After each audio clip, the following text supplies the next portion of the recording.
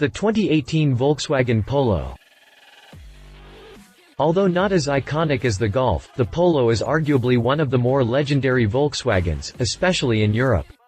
Having followed in the footsteps of the Golf in terms of design in recent decades, the Polo has become the most popular subcompact on the old continent, and the fifth-generation model posted some impressive sales figures, even as it became nearly 8 years old in 2016.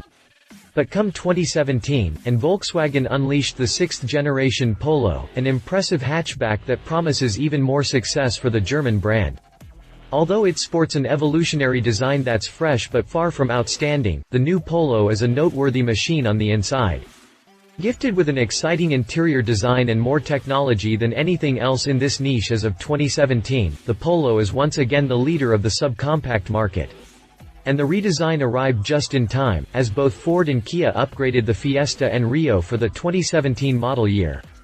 How does it compare to its main rivals in Europe? Find out in the detailed review below. Continue reading to find out more about the Volkswagen Polo.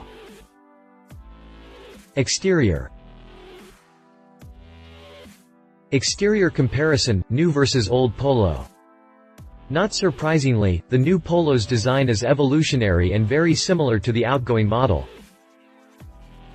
Not surprisingly, the new Polo's design is evolutionary and very similar to the outgoing model. The subcompact received the same treatment as the Golf when it was last redesigned, gaining more athletic cues and sleeker design elements. It also borrows a few features from the current Golf, which is also far from surprising. So are we looking at a modern Polo or just reheated soup? Definitely modern. It might not be as different as you'd expect from a new design, but this is the kind of strategy Volkswagen has been using lately, and the Polo is the type of car most customers expect to remain true to its roots.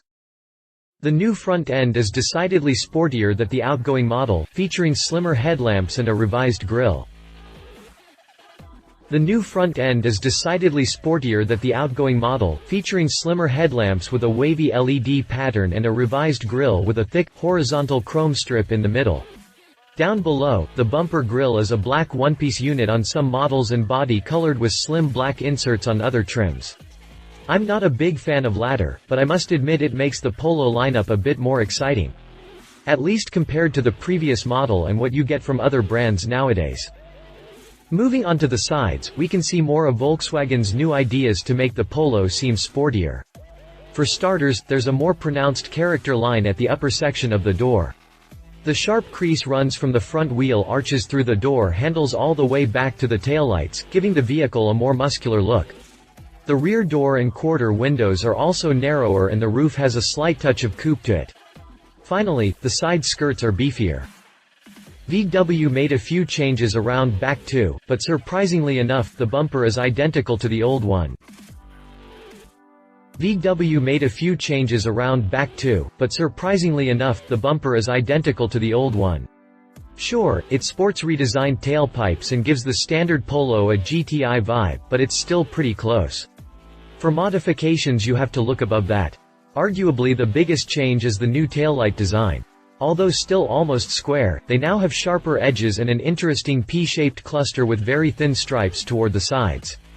The tailgate also has a character line now, which is pretty much a continuation of the beltline that bridges the front wheel arches and the taillights. It might be just a simple, horizontal crease, but it gives the rear end extra width and a sportier stance. Design aside, Volkswagen also conceived the new Polo as a larger vehicle. Again, this is far from surprising, as almost all compacts grow in size with a new generation nowadays. The new Polo is 4.05 meters long, a 101 mm increase, which also translates into a 94 mm longer wheelbase. This makes it longer than the first two generations of the Golf and only 202 mm shorter than the current hatchback.